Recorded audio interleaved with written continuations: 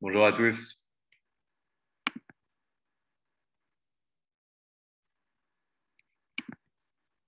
Alors, comme d'habitude, on attend 2 petites minutes le temps que tout le monde soit là et que Vincent puisse se connecter pour qu'on puisse commencer ensemble ce webinaire.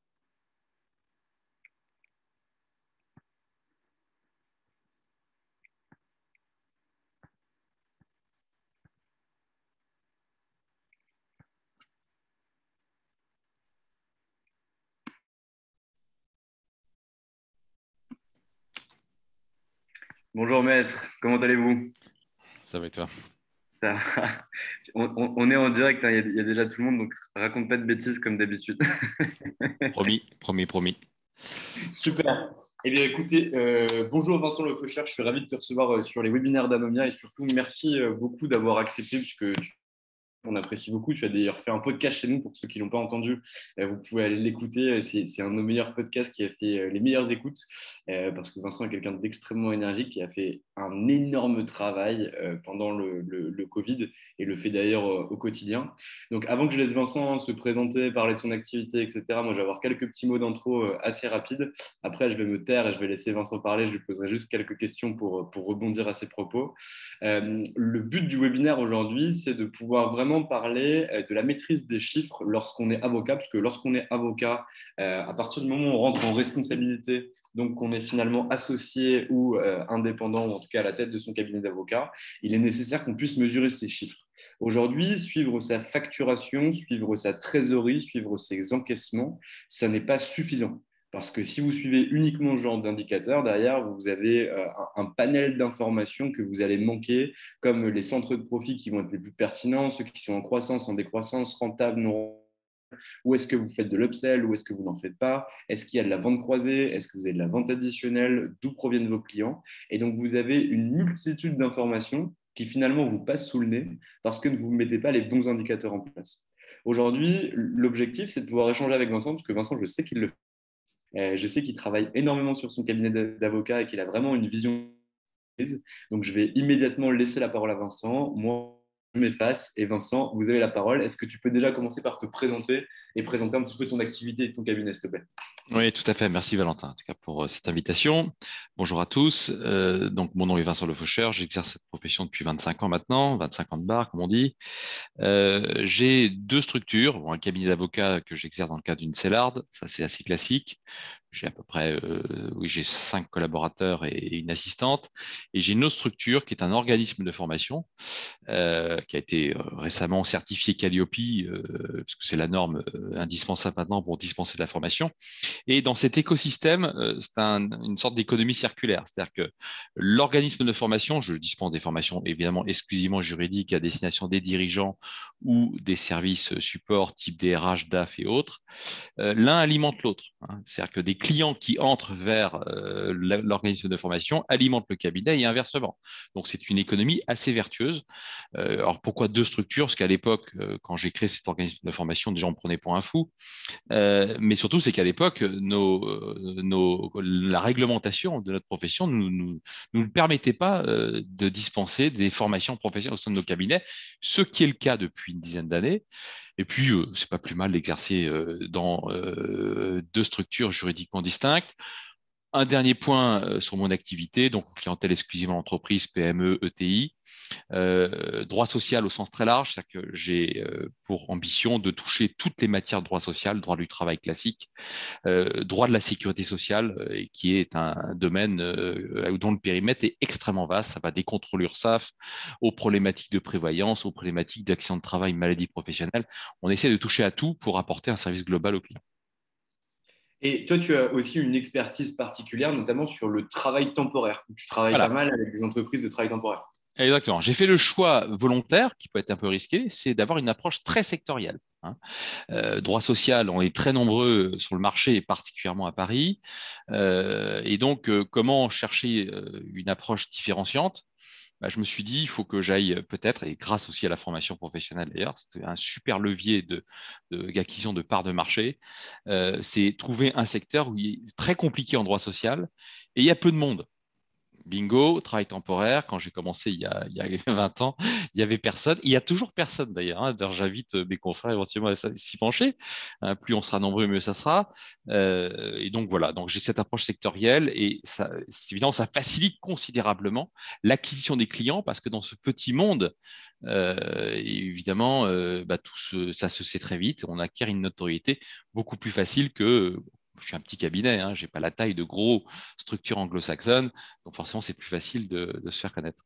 Ouais, et alors nous, c'est en plus quelque chose qu'on prône, c'est-à-dire qu'on appelle ça une double spécialisation. C'est une spécialisation, un, par le domaine juridique ou l'expertise, droit social, et une spécialisation par rapport au secteur d'activité. Et ce que nous, on dit aussi très très souvent, c'est qu'en gros, en fait, avocat en droit social, on a 5000 à Paris. Par contre, un avocat en droit social spécialisé sur les dératiseurs, vous serez tout seul.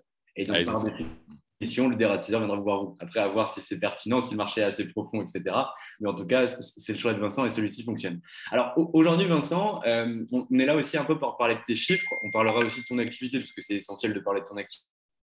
Mais donc, on ne te demande pas de dévoiler ton CA ou quoi que ce soit. Mais tu as fait un travail par rapport à tes centres de profit. Est-ce que tu peux déjà expliquer ce que sont tes centres de profit, ce que ce travail t'a apporté et finalement ce que tu en tires aujourd'hui? Alors déjà, c'est vrai que tu évoquais tout à l'heure que piloter un cabinet d'avocat, c'est pas uniquement voir le montant, le volume des facturations, le volume de la trésorerie, le volume des recouvrements. C'est absolument indispensable, mais c'est qu'une petite partie de la problématique.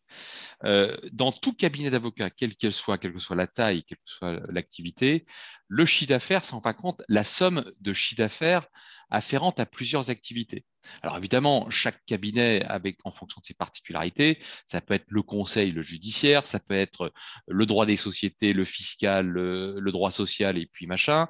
Moi, c'est différent, c'est que j'ai décliné ces chiffres d'affaires au pluriel, donc mon droit social, donc ça va du droit du travail jusqu'au droit de la sécurité sociale, en plusieurs effectivement centres de profit, pour précisément avoir une cartographie très précise de l'existence de mon business. Parce que dire que je facture tant par mois ou tant par an, ok, c'est sympa, mais ça ne me donne pas satisfaction sur effectivement la particularité, les forces et les faiblesses de mon chiffre d'affaires. Donc, je l'ai décliné, évidemment, je suis travailliste, donc c'est propre à mon activité, mais vous voyez, j'ai par exemple une activité sur les contrôles URSSAF. Je veux savoir exactement ce que représente l'activité contrôle URSSAF dans mon business, que ce soit dans le domaine du conseil ou le judiciaire. Les accidents de travail, maladies professionnelles, idem. Je commercialise une lettre d'information juridique auprès de mes clients. C'est aussi un centre de profit parce que je le facture. Ça peut être aussi les abonnements en droit social, etc. Donc, j'ai décliné tout ça en plusieurs centres de profit. Alors, évidemment, ton associé qui m'a aidé à cette démarche m'a dit n'en fais pas trop non plus parce que tu n'es pas non plus une multinationale. Mais moi, ça m'a donné, et, parce que entre le ressenti du chef d'entreprise, de dire oui, je sais que ça représente tant, mais en fin de compte, c'est que dalle. Le ressenti, on est pris je dirais dans le quotidien. Et là, il faut commencer déjà par cet état des lieux, cette cartographie. Qu'est-ce qui est mon cabinet? Il représente quoi? Moi, je voulais savoir, par exemple, tu vois, ce que représentait la lettre d'information juridique. J'ai énormément d'abonnements, mais je ne sais pas ce que ça représente. J'étais assez surpris. Et ça me permet aussi de voir l'évolution de ce chiffre d'affaires. On en reparlera tout à l'heure, notamment sur les actions marketing. Mais avant tout ça, avant de voir l'impact d'une action marketing sur un centre de profit, c'est surtout cette cartographie déclinée. Alors, ça peut être tout simplement conseil judiciaire. Mais tu vois, par exemple, sur la formation professionnelle, qui est un gros levier pour mon activité.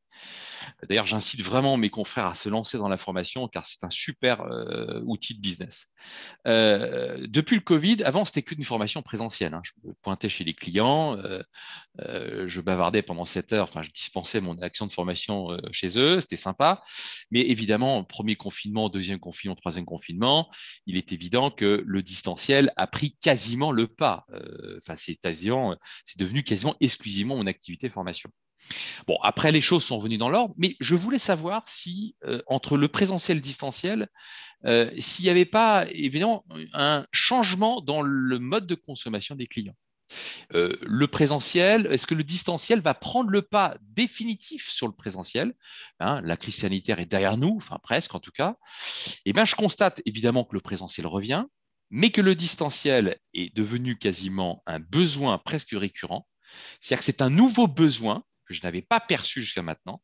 Et là, je suis en capacité immédiatement, grâce à cette cartographie, de se dire ça représente tant de pourcents de mon chiffre d'affaires. Je ne parle pas de 2020, hein, ce n'est pas une année de référence. Je parle de 2021, premier semestre et second semestre, même s'il n'est pas encore entamé. Eh bien, j'ai constaté il y a un besoin. Et là, j'ai été contraint, et c'est très bien, immédiatement d'adapter mon offre. Donc, j'ai prévu une offre spécifique pour le distanciel. Là, j'en ai dispensé 2 hier et aujourd'hui. D'abord, c'est extrêmement rentable. Je vais être très clair, hein, on parle business, donc il n'y a pas de gros mots là-dessus. Et puis surtout, c'est que ça évite les déplacements. Moi, je faisais 15 000 kilomètres par mois à me déplacer partout entre les audiences, les clients et les formations. Maintenant, je sais que la moitié de mon activité de formation, c'est chez moi dans mon bureau au chaud, quoi. Je suis presque en chaussons, quoi. Mais je pouvais effectivement adapter mon outil de production que si j'avais cet outil de pilotage pour me dire, ah, ça y est, ça devient structurel ce besoin. Et alors, je prends un exemple et je rentre directement à l'intérieur parce que tu parles de ça. Quand tu as finalement ces chiffres-là, est-ce que tu te rends aussi compte avec tes outils et tes indicateurs de performance de l'impact que peut avoir la formation présentielle ou en distanciel par rapport à la vente additionnelle des services de ton cabinet d'avocat sur cette typologie de clientèle? Alors, tu parles de la formation en général, c'est ça? Ouais, la formation Ouais. en général, mais est-ce que tu vois aussi une différence par rapport justement à l'avancée du distanciel là-dessus? Non, ça n'a pas changé fondamentalement sur le parcours client. On en parlera peut-être du parcours client. Ouais. Simplement, c'est que les clients aussi ont fait le choix parce que former quelqu'un en présentiel, c'est mobiliser des collaborateurs qui viennent de partout de la France. Donc, c'est des coûts de logistique très importants. Donc là aussi. Et puis, ça permet aussi, il y a des besoins totalement nouveaux que je ne soupçonnais pas. Et ça peut intéresser pas mal de nos confrères. C'est ce que j'appelle les formations capsules. C'est-à-dire que tu as une évolution de la réglementation fiscale, sociale, juridique, peu importe le métier qu'on fait, et le client veut un petit zoom particulier de 2 heures. Il ne va pas s'emmerder à te convoquer à l'autre bout de la France, à faire venir toutes ses équipes pour 2 heures. Il a besoin simplement d'un zoom. J'ai effectivement proposé maintenant un zoom sur, toi par exemple, en droit du travail, il y a une réforme sur le droit des étrangers, notamment lorsque en tant qu'employeur, tu dois appréhender cette problématique-là quand tu embauches des ressortissants étrangers. Ça prend que 2 heures. J'ai pu vendre des tas de mini-journées de formation comme ça, grâce à ce distanciel, alors qu'avant, je ne le faisais pas parce que là, on peut dire merci au Covid de ce point de vue-là. Donc, c'est vrai que ça crée des besoins totalement nouveaux. Mais, encore une fois de plus, on ne peut pas, enfin, de mon point de vue en tout cas, se projeter vers de nouveaux produits si on ne parle pas d'une cartographie, un état des lieux. Voilà, je crois que ils sont importants. Et je vais te donner un exemple.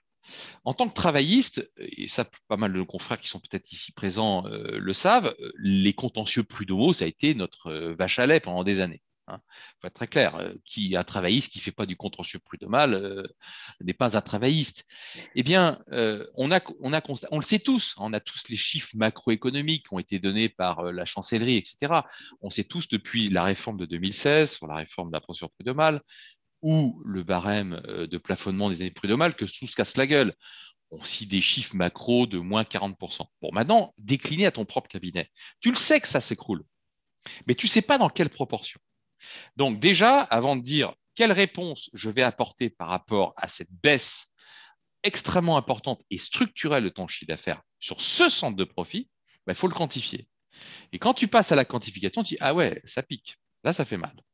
Et là, tu te dis, c'est quoi la réponse? Il faut que tu, dans ce cas-là, donnes une réponse, un suivi, enfin, une offre marketing qui va permettre d'alimenter un autre centre de profit pour pouvoir compenser la baisse de chiffre d'affaires. Et je l'ai fait avec les contrôleurs URSSAF. Parce que c'est vrai qu'il y a très peu de confrères qui sont, à part quelques confrères très réputés sur Paris, sur des très grosses structures. Et je me suis dit, je vais tenter le coup. Alors évidemment, j'ai mis beaucoup de moyens dedans. Hein. J'ai été le premier confrère en France à faire un MOOC. Hein, j'ai fait un MOOC sur le contrôleur SAF. D'ailleurs, au passage, ça m'a valu un contrôleur SAF, un vrai. Pas du tout apprécié, les contrôleurs. Ils n'ont pas été ils sont pas très rigolos. Et j'ai mis des moyens très importants. Hein, studio télé, avec une véritable storytelling. Enfin, c'était un moyen très puissant. Mais Après, il faut vérifier la pertinence de cette action, de cet investissement marketing qui m'a coûté un bras.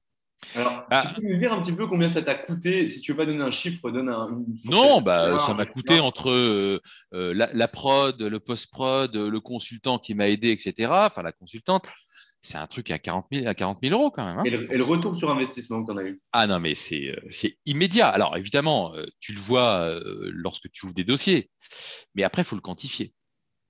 Il faut le quantifier sur la durée, de voir effectivement si cette action marketing. Après, tu vois effectivement que ça se tasse, parce que le MOOC, c'est sympa, tout le monde a participé à ton MOOC, prospects ou des clients, etc. Mais après, ça se tasse. Donc, il faut relayer les choses. Alors, ce que j'ai fait, c'est avec un collaborateur qui est en charge de, entre guillemets, le département contrôleur SAF chez moi. On est tout petit, mais on appelle ça un département pompeusement. C'est qu'on a offert des newsletters gratuits à nos clients sur le contrôleur SAF et 2 posts LinkedIn par mois et qui cartonnent. On a 3000 vues, ce qui est énorme sur des sujets aussi chiantissimes que les contrôleurs SAF, hein, faut être très clair. Et là, on voit à chaque fois qu'on mène une action marketing, l'impact positif ou l'absence d'impact.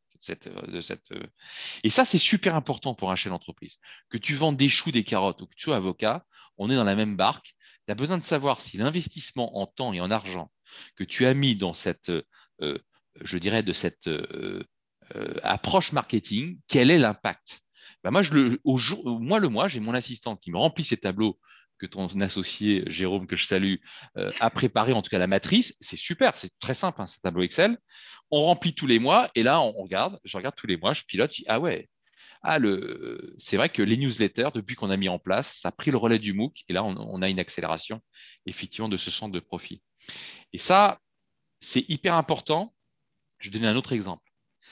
Euh, Après avoir s'être installé dans cette activité contre l'URSSAF, qui est devenue une activité importante pour nous, on a subi, du fait de la crise sanitaire en 2020 principalement, un arrêt total de tous les contrôleurs SAF, quasiment total. Évidemment, les contrôleurs n'avaient pas se déplacer pour aller choper le virus. Évidemment, on le sait que ça allait se casser la gueule, mais il faut le quantifier, il faut que ça représente, il faut le chiffrer. Donc tu le chiffres, tu te fais très peur, et tu te dis, bah, qu'est-ce que je fais? Il faut immédiatement réagir, parce que souvent tu traînes de trop quand tu n'es pas en capacité de quantifier cette baisse. Et là, on a pu alimenter un autre centre de profit. Donc, toi, avoir ce pilotage extrêmement fin, et je suis tout petit, hein, mon chiffre d'affaires, c'est 1,6 million d'euros, c'est que dalle par rapport à des grands confrères parisiens ou en région. Je me considère comme un petit, et pour autant, ces outils de pilotage sont absolument indispensables pour pouvoir s'adapter vraiment au jour le jour. Ça se casse la gueule sur un centre de profit, il faut que je récupère la mise sur un autre centre de profit. Et je réfléchis sur l'action marketing et tu vois, et tu vérifies au jour le jour, ou mois le mois plutôt, quel est l'impact de ton action marketing.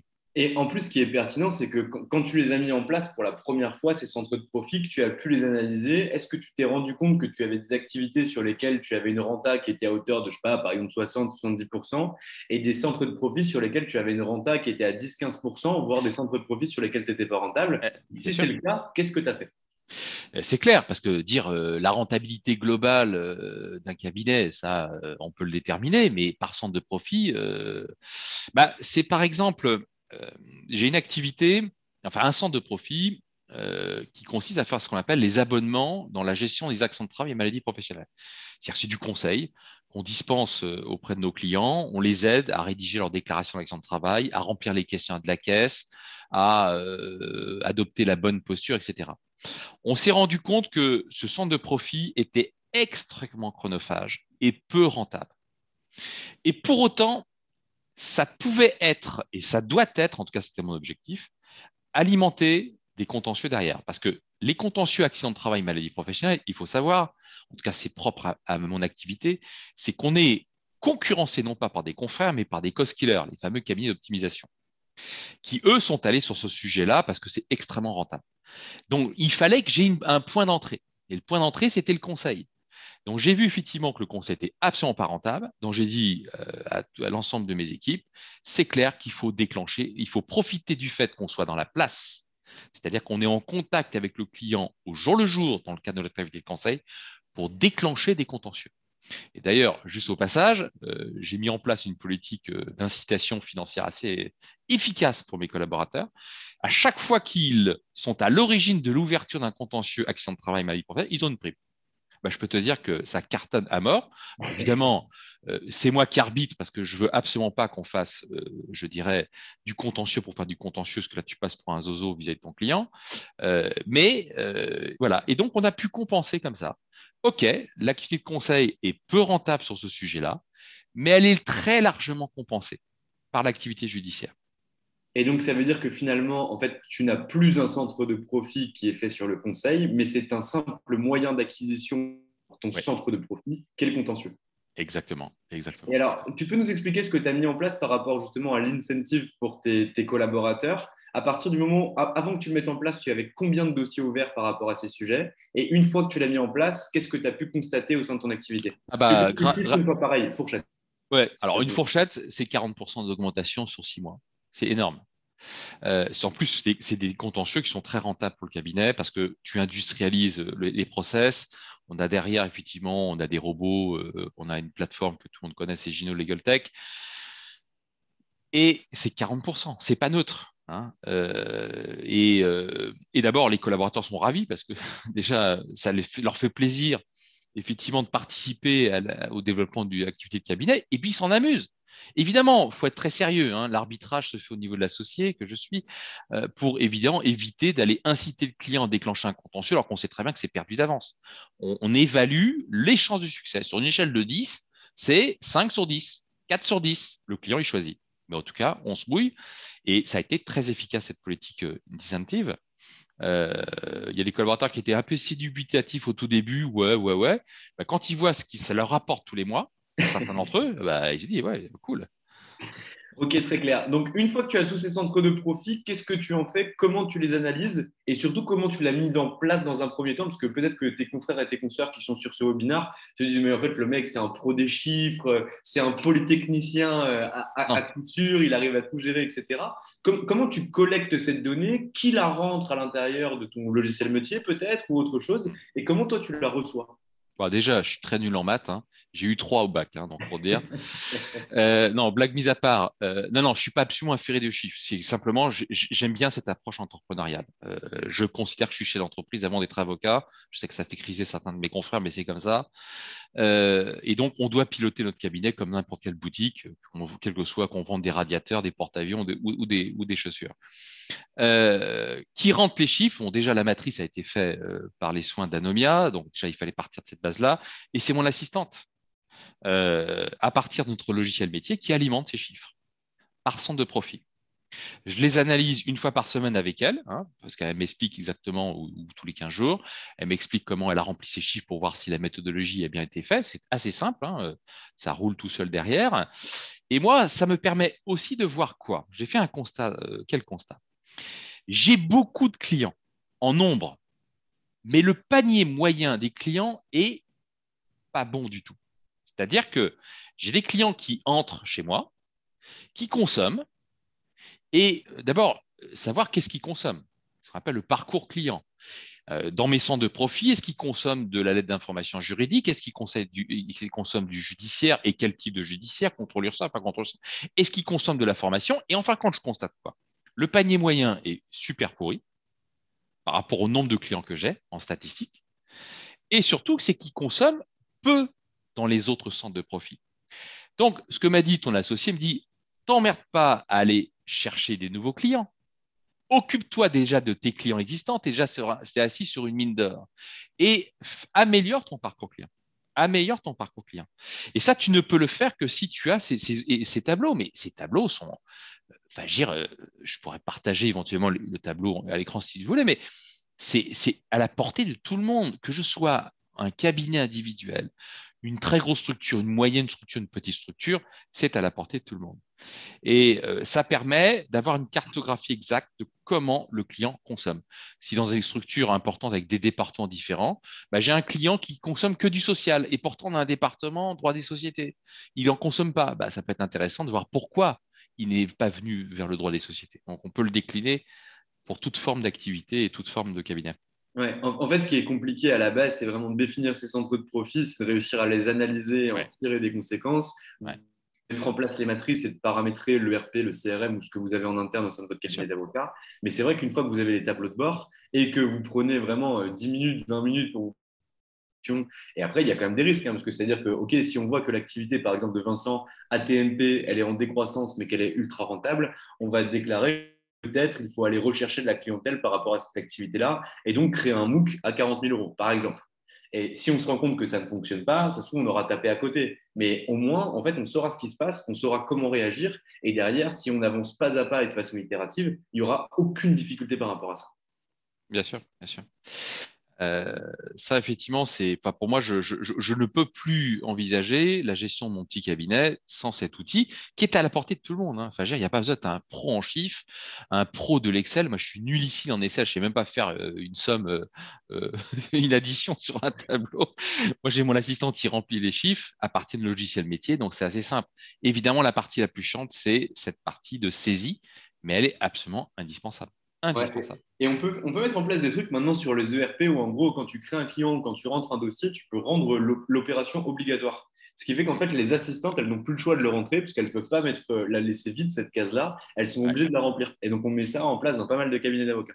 Et il y ouais. a quelque chose que tu as dit qui m'intéresse beaucoup, c'est que tu t'es rendu compte finalement que tes paniers moyens par client étaient peu élevés par rapport à ton business model et par rapport au nombre de clients. Du coup, quand tu t'es rendu compte de ça, qu'est-ce que tu as mis en place justement pour que les clients que tu avais déjà avec un panier moyen faible puissent consommer dans d'autres centres de profit au sein de ton cabinet d'avocat? Alors déjà, j'ai cessé de perdre mon énergie à acquérir de nouveaux clients puisque je sais que j'en ai statistiquement déjà beaucoup, mais avec un panier faible. Donc je me suis concentré déjà là-dessus. C'est d'amener, pourquoi ce client-là qui a consommé, je dirais, du contentieux prud'homal, n'a pas consommé de la lettre d'information juridique parce qu'il n'a pas été informé. Donc, j'ai mis une campagne marketing spécifique avec un outil. J'ai un outil pour faire du mailing à haute dose. Et là, j'ai vu mon panier, hop, augmenter. Ça y est, tous les clients qui n'avaient pas, ah bah, je savais pas que vous aviez une lettre d'information juridique. Formidable. La formation, tiens, ils ne consomment pas de la formation. Ah bah, je savais pas que vous faisiez de la formation. Je le savais, mais sans trop. Bah oui, parce que j'ai jamais insisté dessus.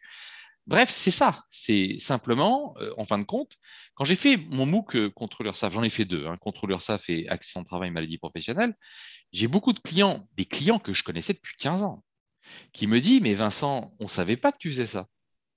C'est quand même hallucinant. Enfin, je dis, là, je suis pas bon.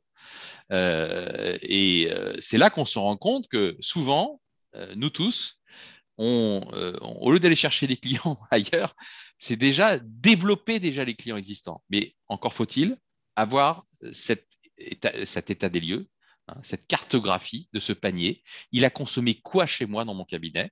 Quel type d'activité? Quel type de spécialité? Et peut-être l'amener à consommer les autres activités.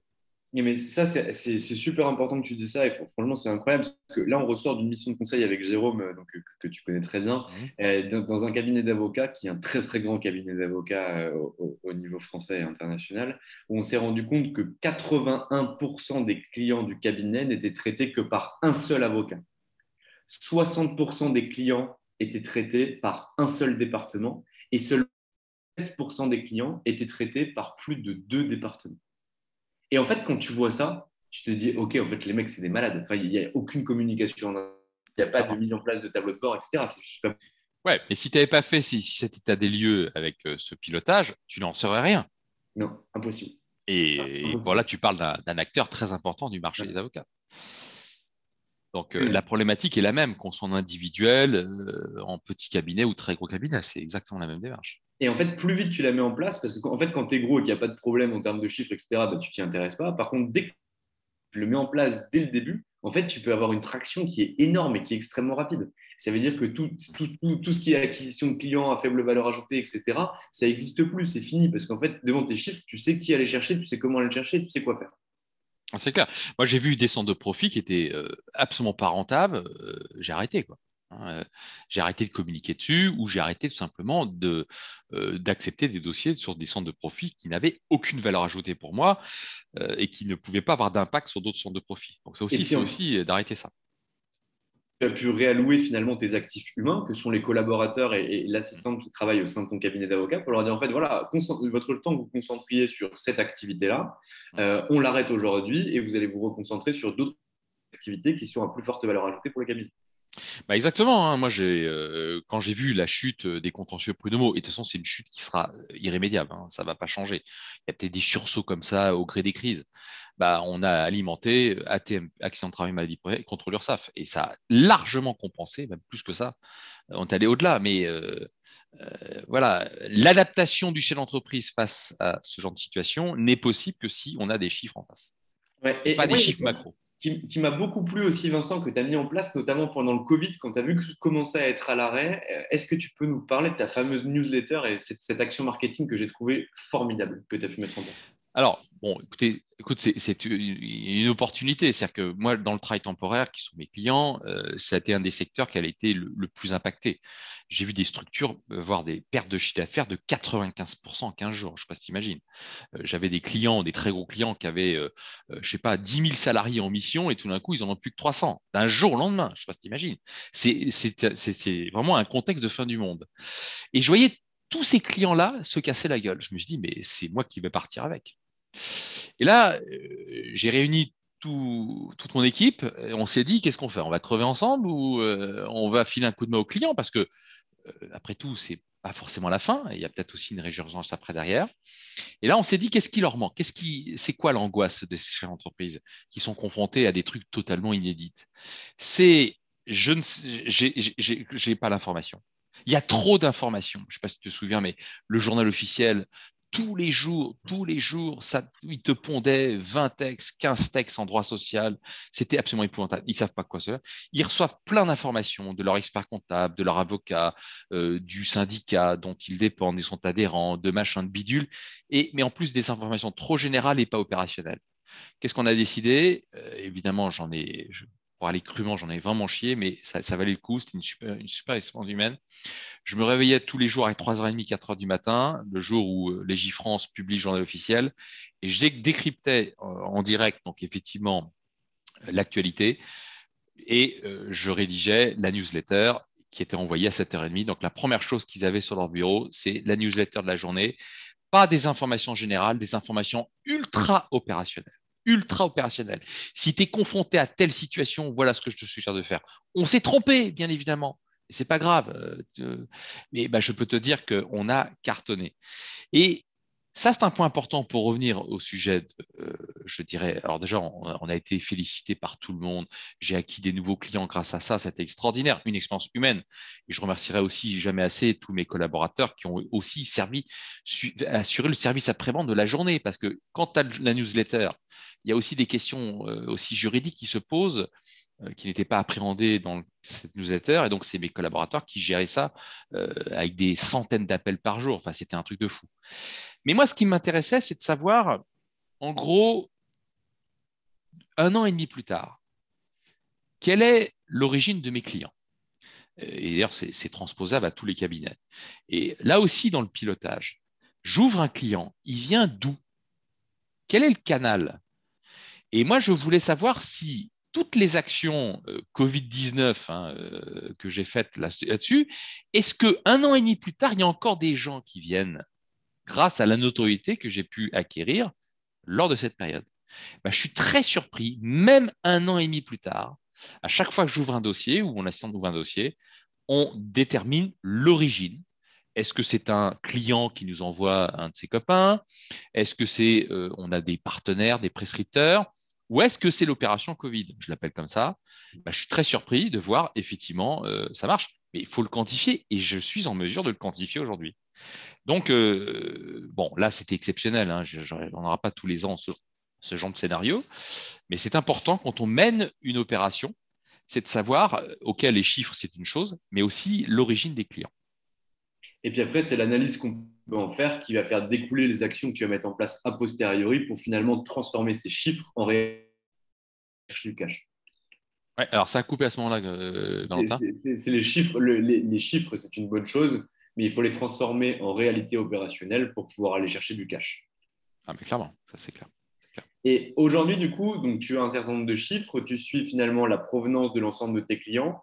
Qu'est-ce que tu t'es rendu compte lorsque tu as mis ça en place? Est-ce que tu t'es dit, putain, c'est incroyable, j'ai 30% de prescription confrère alors que je pensais que j'étais à 60% de prescription confrère, j'ai X% de prescription expert comptable, j'ai 25% qui viennent de l'opération Covid, 10% qui viennent de mes collaborateurs. Et une fois que tu t'es rendu compte de l'origine de tes clients, qu'est-ce que tu as mis en place pour renforcer ou accentuer cette origine? Bah, écoute, j'ai constaté que, curieusement, alors que c'est parfois nos concurrents, mais moi je les considère comme plutôt des partenaires, mes plus gros prescripteurs, c'est les experts comptables. Alors qu'on vit, beaucoup d'avocats vivent cette situation comme étant, non, ce sont des concurrents qui viennent nous piquer, nous prendre le pain dans la bouche. Et je me suis rendu compte qu'effectivement, l'origine de ces clients et la proportion de ces prescripteurs est quand même assez importante. Ça veut dire que, d'abord, ça veut dire que c'est extrêmement pertinent d'aller les draguer, ces gens-là. Et donc, ce que j'ai fait sur mon compte LinkedIn, j'ai trois quarts de mes contacts, j'ai à peu près 6000 contacts, c'est des experts comptables. Je suis allé à la chasse des experts comptables. Alors, Jérôme m'a appris effectivement comment aller chasser sur LinkedIn. Bon, c'est très simple, mais il faut le savoir. Et en fin de compte, c'est très surprenant, mais grâce à, je dirais, je dirais l'état des lieux que j'ai fait, c'est-à-dire que oui, c'est des plus gros prescripteurs. Ça veut dire que si j'accentue ma démarche marketing auprès de ces prescripteurs, ça veut dire que je veux augmenter le nombre de dossiers. Bah, ça s'est vérifié. Alors, évidemment, j'ai une activité qui s'y prête, pardon, contre l'URSSAF, accident de travail, maladie professionnelle. On touche effectivement aux résultats de l'entreprise. On est, voilà. Et donc, grâce à ça, je me suis dit, c'est bon, il faut aller les draguer, ces gens.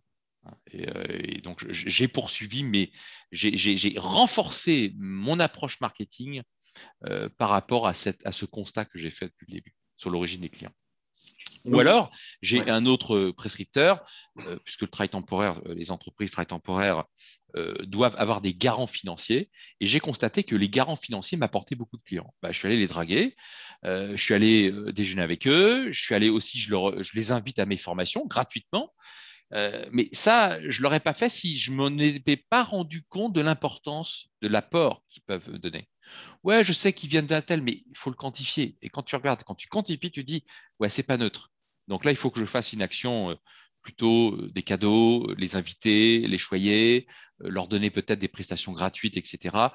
On ne peut pas le faire si on n'a pas évidemment les chiffres en face ou les tableaux en face. Et du coup, tous les chiffres que tu suis, donc l'origine de tes clients, finalement la pertinence de tes centres de profit, la rentabilité que tu peux en dégager, la performance de tes actions marketing, est-ce que ces chiffres-là, tu les gardes pour toi ou est-ce que tu en ruisselles à tes collaborateurs finalement pour les incentiver, pour leur donner de la visibilité? Bien sûr, pas tout, ce qui est totalement normal, mais est-ce que tu t'en sers aussi comme outil managérial ou pas du tout? Alors oui, alors évidemment, sans rentrer dans le détail des chiffres, je ne donne pas forcément les chiffres, mais je donne les tendances. Je donne des pourcentages. Hein, et notamment, encore une fois de plus, hein, sur la partie incitation financière, ça a été sur le centre de profit contentieux, accident de travail, maladie professionnelle. Bon, effectivement, à chaque fois qu'ils sont à l'origine de la création d'un contentieux ATMP, eh bien, ils sont incentivés et moi, je peux voir aussi que, certes, évidemment, ça leur arrondit leur fin de mois, entre guillemets, mais moi, je vois effectivement la courbe exponentielle d'augmentation des contentieux grâce à cette politique d'incitation. Il faut être très clair, hein, il y a eu un avant et un après. Et tu pourrais reproduire sur les ATMP ce que tu as mis en place sur les ATMP par rapport à l'incentive de tes collaborateurs sur un autre centre de profit ou c'est Alors, vraiment exclusif ATMP? alors je pense que la matière s'y prête. Évidemment, les contentieux prud'homaux, non, parce qu'on est systématiquement en défense. Hein, c'est un employeur est systématiquement en défense, quasi majoritairement. Sur les contrôles URSSAF, on pourrait éventuellement, mais bon, je suis en train de réfléchir justement, parce que je trouve ça très pertinent. Mais voir si je peux le décliner sur un autre centre de profit, pour l'instant, j'en suis pas là, mais j'y pense en tout cas. Mais Ah, je pense que tu ne dois pas faire les deux. Enfin, sur mon point de vue, je pense que faire les deux en même temps, c'est une erreur. Ça doit servir, entre guillemets, à la fois pousser ton activité vers un côté et pouvoir emmener toutes tes équipes avec toi. Pour Ouais. l'instant, les ATMP, ça fonctionne. Si on commence à doubler, en fait, ils vont avoir une double chose à vendre et ça sera compliqué pour eux de pouvoir faire finalement ce travail-là et ils vont un peu se transformer, si tu veux, en machine à vendre. Alors que là, pour l'orienter l'activité et vraiment dire en fait, OK, maintenant je coupe Ah, les juste. bonus sur ATMP et je les décale sur contrôle URSAF, ça peut être extrêmement pertinent. En tout cas, c'est my point of Oui, view. oui. Non, non, mais tu as raison, tu as raison. En tout cas, j'étais très surpris effectivement de la pertinence de ce type d'incitation financière. Je ne veux pas caricaturer les choses, on n'est pas là pour vendre, hein. L'idée, c'est de sensibiliser le collaborateur au fait que, bah, écoute, il y a des situations où le client a tout intérêt, c'est son intérêt, de contester. Mais évidemment, comme le collaborateur, lui, il ne sait pas trop, bah, là, il sait qu'il y a une carotte, entre guillemets, et puis il s'y prend au jeu. En gros, le collaborateur devient chef d'entreprise. Et ça, c'est super important. On a des collaborateurs en statut libéral. Donc, il faut aussi, et moi je les incite en disant, pour votre propre business, pour vos propres clients perso, ce que vous faites pour le cabinet, vous allez faire également pour vos propres clients. Donc, on a dans cette démarche très vertueuse, enfin, de mon point de vue en tout cas, Ouais, mais elle l'est, d'ailleurs, elle a été validée par tes collaborateurs, donc finalement, c'est bien qu'elle sûr. est vertueuse pour tout le monde. Vincent, aujourd'hui, tu as un très beau cabinet d'avocats. Tu nous l'as dit tout à l'heure, donc je peux en parler. Tu fais 1,6 million d'euros de chiffre d'affaires avec un associé, 5 collaborateurs et une assistante. C'est un Mhm. très beau chiffre, ça tourne très très bien. Et tu gères très bien ton activité. C'est quoi l'avenir du cabinet Le Faucheur Avocat? Parce que c'est pas que des chiffres, Le Faucheur Avocat, c'est surtout Non, des non, êtres non. humains. D'abord, c'est poursuivre cette aventure humaine parce que j'ai une équipe vraiment formidable à tout point de vue, assistante et avocat confrère. C'est pas forcément d'augmenter le chiffre, augmenter le chiffre. Moi, je leur ai annoncé que voilà, j'étais pas forcément prêt avant, mais éventuellement d'ouvrir le capital.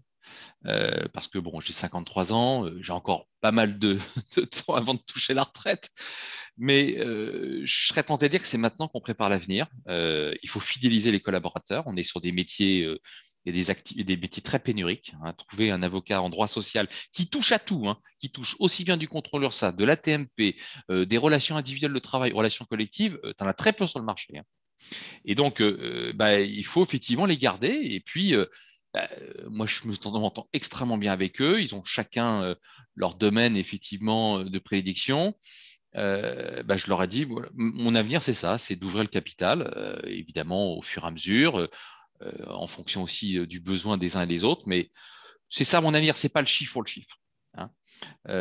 C'est de continuer l'aventure et de garder cette équipe très soudée et surtout de pouvoir toucher à tout parce que beaucoup de très très gros cabinets sont hyper spécialisés. Un mec qui fait des contrôleurs SAF, il ne fera que du contrôleur SAF et rien d'autre. Là, on a la chance, ils ont la chance de toucher à tout. Et ça, je veux qu'on continue à faire ça. Et donc, je veux conserver effectivement cette compétence. Très clair. Un petit mot sur Anomia pour finir. Ils vont croire que tu me payes pour ça. Non, non, Non, non, je ne non. suis pas un centre de profit de Vincent Le Faucheur. Voilà, ça Anomia n'est pas un centre de profit. Écoute, moi, j'étais assez dubitatif au début. Je me suis dit, qu'est-ce qu'ils peuvent bien m'apporter? Tu te crois meilleur, hein, forcément. Et là, tu dis, tu tombes de la chaise, tu dis, mais pourquoi j'ai pas mis en place ce type d'outil avant? Moi, je ne l'aurais jamais fait seul. Mon expert comptable n'aurait jamais eu cette démarche-là. Il a fallu effectivement des gens comme toi et Jérôme, déjà avoir une très bonne culture financière. Ça, et ok, il y a des gens qui ont une très bonne culture financière un peu partout, mais surtout d'avoir la connaissance de notre métier. Hein, tu as exactement la même démarche que moi vis-à-vis de mes clients travail temporaire. Bah, c'est pareil. Quand je parle des problématiques de mon métier, bah, tu connais, ou toi ou Jérôme. Donc, ça, c'est super important. C'est un investissement, c'est un coût, mais ce coût, le ROI, moi, je l'ai évalué immédiatement. D'abord, ça me tranquillise l'esprit et ça me permet aussi de faire évoluer ma boutique. Si je vais associer des collabs, moi, il faut savoir exactement quelle est la structuration de mon chiffre d'affaires. Hein, je ne peux pas dire oui, on a facturé tant ce mois-ci. C'est que dalle, ça. Enfin, c'est que dalle, c'est important, mais ce n'est que 40% du problème. Le reste, c'est la structuration du chiffre d'affaires. Et ça, je ne regrette absolument pas cette démarche. J'incite vraiment mes confrères, en tout cas, à opérer cette réflexion, hein. Et là, encore une fois, ce n'est pas une question de taille. Je suis petit, en tout cas sur le marché parisien. Évidemment, ça dépend de l'activité, mais c'est transposable à toutes les activités. On est tout à fait d'accord. Et je te remercie pour ces gentils mots, Vincent. Ça nous fait toujours plaisir. Et nous, tu étais un client qui nous a fait confiance. Non, je crois que tu es venu sur la formation qui s'appelle aujourd'hui Business Partner en septembre. Et depuis, on travaille ensemble et moi, j'en suis très, très heureux. Vraiment très, très Ah heureux. non, mais moi aussi, je suis ravi. D'ailleurs, moi, ce qui m'a interpellé, effectivement, je m'en souviens en vacances en Vendée et je tombe sur un de tes pitch YouTube là, sur les formations. Et là, dès que tu as parlé avocat, vous êtes des chefs d'entreprise, des entrepreneurs, vous devez adopter des outils, je dirais, de pilotage d'un chef d'entreprise, ça m'a tout de suite parlé. Ça fait des années que je voulais avoir cette démarche entrepreneuriale, que j'avais, mais qui n'était pas franchement aboutie. J'ai suivi ta formation. Bon, c'est très général, mais ça permet d'éveiller la réflexion sur beaucoup de sujets. Et c'est là que je suis passé le cap en disant, j'ai besoin de toi pour le pilotage, je veux mettre en place ces centres de profit. Maintenant, je sais ce que c'est, puisque la formation nous a dit ce que c'était. Et là, je suis passé assez rapidement vers ce truc-là. Évidemment, j'en ai un peu chié, hein, c'est du temps, mais moi, je ne regrette absolument pas. C'est un investissement très, très utile, en tout cas. Super. Vincent, je te remercie pour ce temps. Je te remercie C'est un pour plaisir. avoir témoigné aussi de ton activité, parce que franchement, tu as été tout à fait transparent. Je ne pensais pas que tu allais l'être autant par rapport à ce que tu fais, ce que tu mets en place, tes centres de profit, ce que tu apportes les analyses, ce que tu apportes tes chiffres et comment tu les utilises justement pour traduire ça en actions marketing qui vont rapporter de l'argent à ton cabinet d'avocat et également bénéficier à tes équipes. Donc franchement, merci. Je pense que tes confrères et consoeurs présents sur ce webinaire et qui te verront a posteriori en replay te remercieront aussi 1000 fois. Je te souhaite le meilleur pour la suite. J'insiste aussi là-dessus, c'est que Vincent suit ses chiffres, il travaille sur ses chiffres, etc. Mais c'est avant tout quelqu'un extrêmement humain. C'est-à-dire que ce n'est pas un DAF qui regarde uniquement ses lignes comptables et ses tableaux de bord pour prendre les choix de son entreprise. C'est quelqu'un d'extrêmement instinctif, mais il a compris que l'instinct, finalement, c'était bien, mais l'instinct vérifié par des chiffres, c'était mieux. Très juste. Merci. C'est juste. Super. Écoute, Vincent, je te remercie. Je te souhaite une excellente soirée et je te dis à très vite. Et je salue tous mes confrères ici présents ou en replay.